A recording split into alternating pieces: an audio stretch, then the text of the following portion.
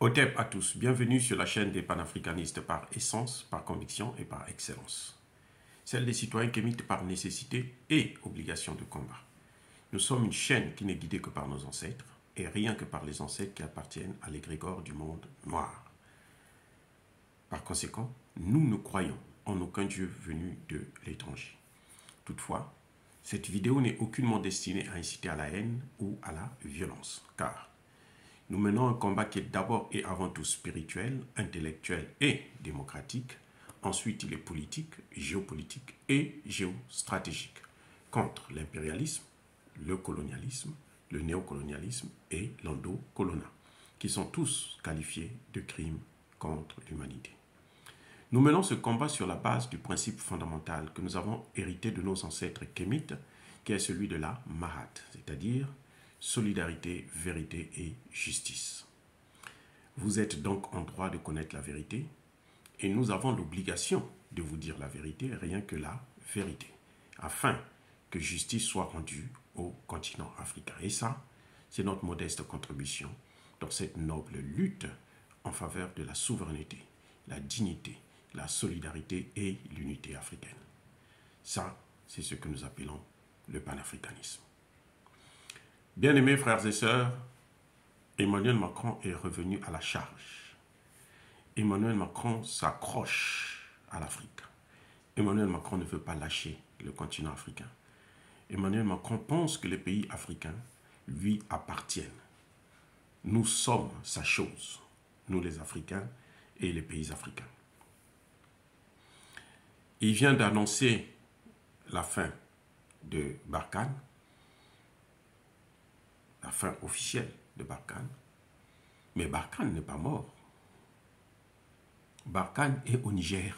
Il y a 3000 soldats français de Barkhane qui sont au Niger. Et on veut installer d'autres au Tchad. Et ils sont en train de s'installer au Bénin. Au Togo, ils sont encore en négociation. Emmanuel Macron a dit que dans 6 mois, il va convaincre tous les pays africains là, pour accepter les bases militaires françaises. Écoutez, ça dit que je ne sais pas ce type-là, ce qu'il a dans sa tête. Est-ce qu'il réfléchit vraiment comme un homme normal? Ou bien, s'il était aussi vieux que ça, j'allais dire qu'il est sénile. Mais non, il est jeune et il ne comprend rien. Alors, je dis bien rien. M. Macron dit qu'il veut être le pourvoyeur de la sécurité en Afrique. Il veut avoir des accords de partenariat économique, administratif, politique et militaire avec les Africains. Et il dit que ça, ce sont des accords nouveaux. Mais ce qu'il y avait avant, c'était quoi? Les accords de défense, là, c'était quoi? Pourquoi Emmanuel Macron parle de la sécurité et ne vous parle pas du franc CFA?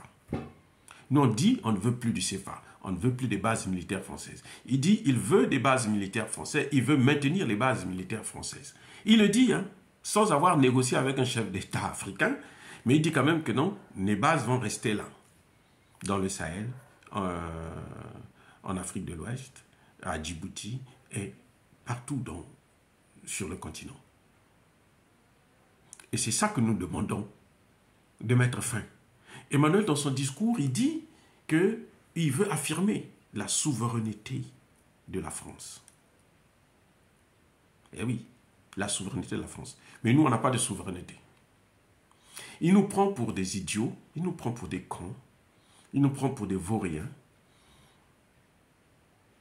Et ça, c'est la faute de nos chefs d'État qui ne sont pas capables de prendre des positions claires et nettes.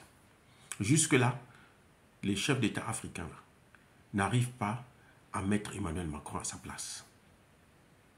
Pour mettre Emmanuel Macron à sa place, c'est faire partir les bases militaires, faire partir les missions des Nations Unies qui sont diligentées par la France et non par les États-Unis, et non par l'Allemagne, et non par l'Angleterre, et non par la Russie, et non par la Chine.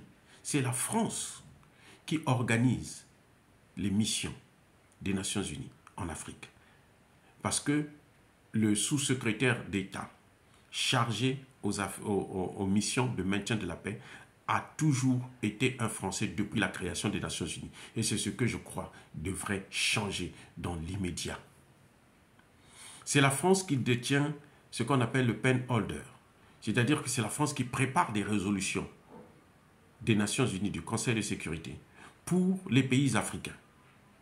Alors que ce n'est pas un pays africain qui lui a donné ce droit de nous représenter, de parler à notre nom, de parler pour nous, pour notre compte, de réfléchir à notre place. Là, il fait un discours, il venait de faire un discours à Toulouse, je crois, où il annonçait la fin de Barkhane. Mais il dit qu'il doit maintenir les positions militaires françaises. La Russie n'a pas de base militaire en Afrique.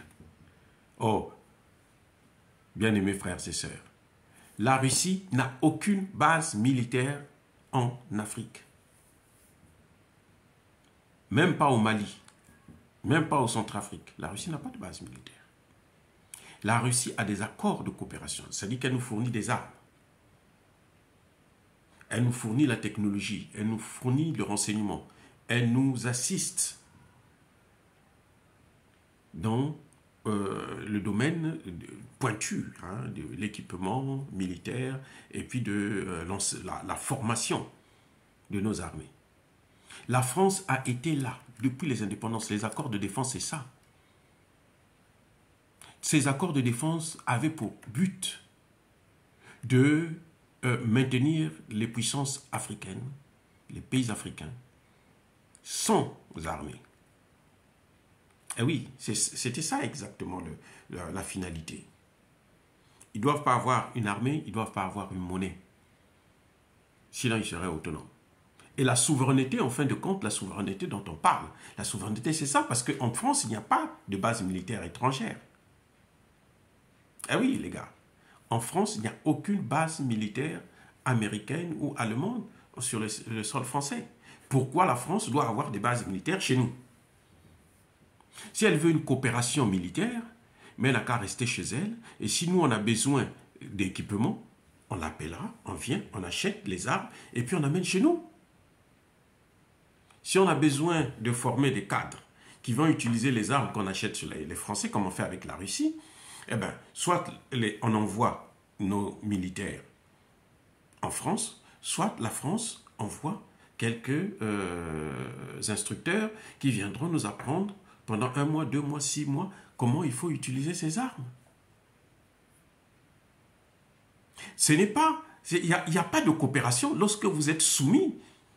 Hein, vous avez un épée de Damoclès sur la tête. Et ça, ce n'est pas la coopération, ça. C'est-à-dire que Emmanuel Macron se passe pour un homme trop intelligent et il pense que les Africains sont aussi stupides que ça.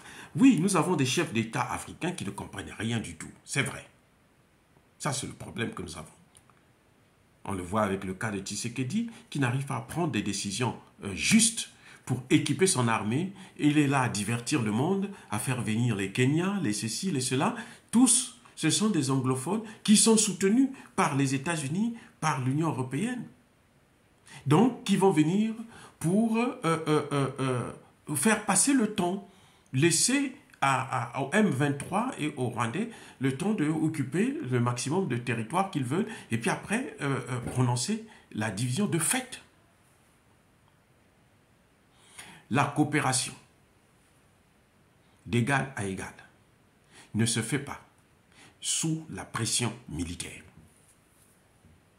Je répète, il n'y a pas de coopération militaire sérieuse, crédible, qui se fasse sous occupation. Lorsqu'il y a occupation, ce n'est plus une coopération, c'est une soumission. C'est une perte de souveraineté. Et avec la France, aucun État africain, notamment francophone, n'est souverain. Aucun. Nous n'avons aucune armée.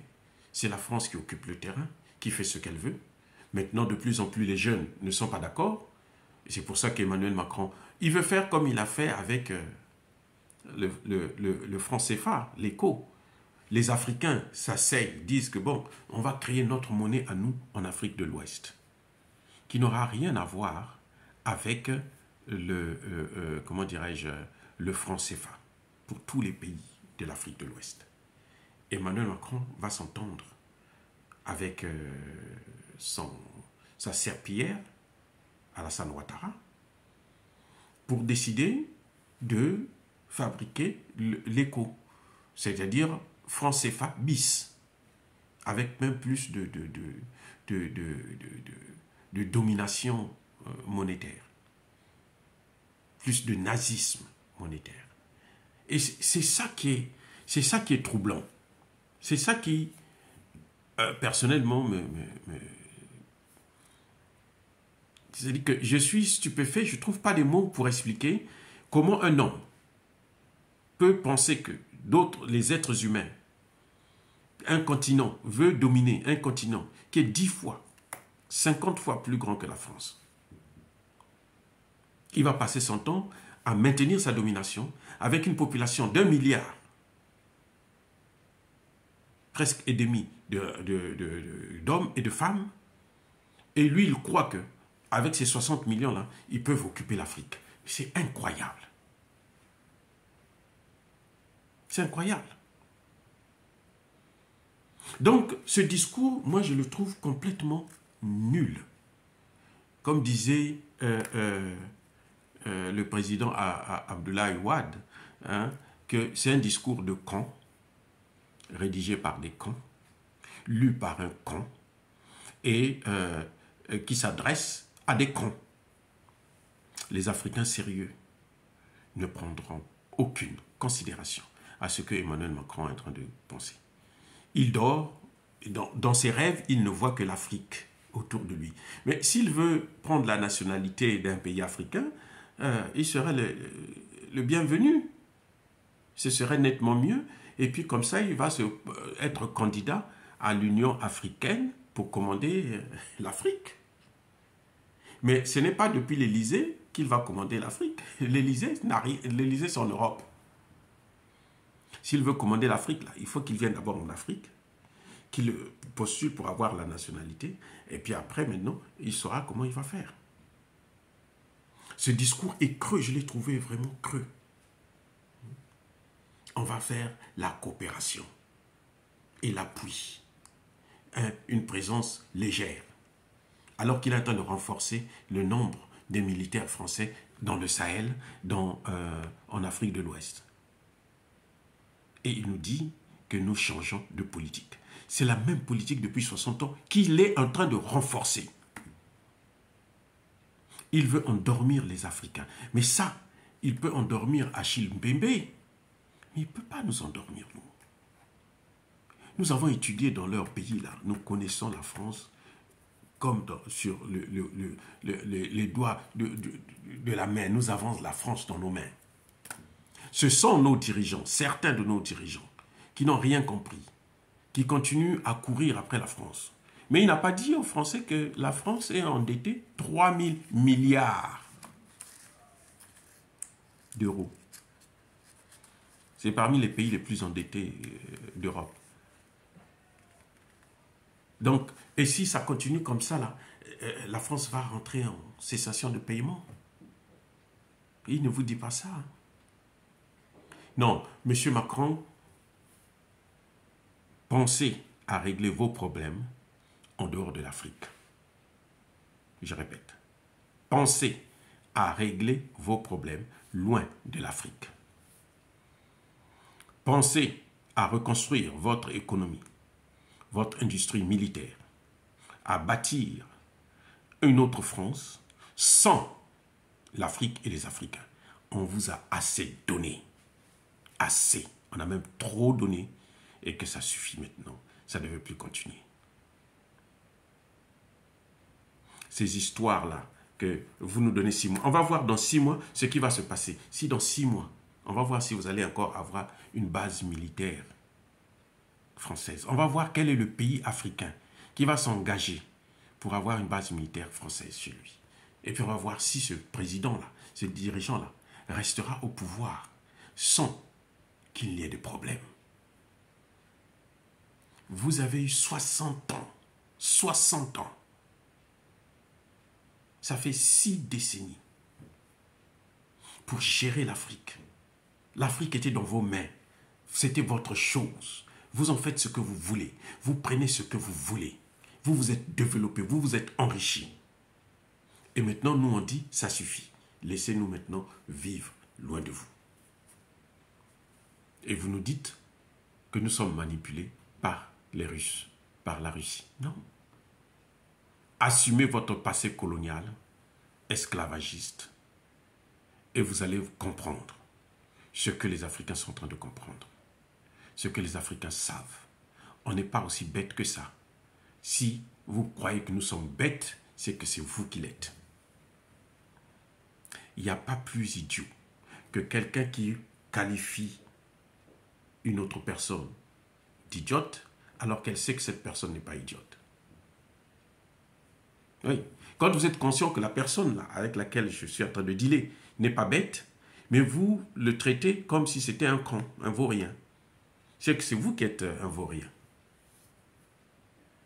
L'Afrique en a marre de la France et de son esprit paternaliste, de cette domination, de son manque de respect, de traitement avec condescendance.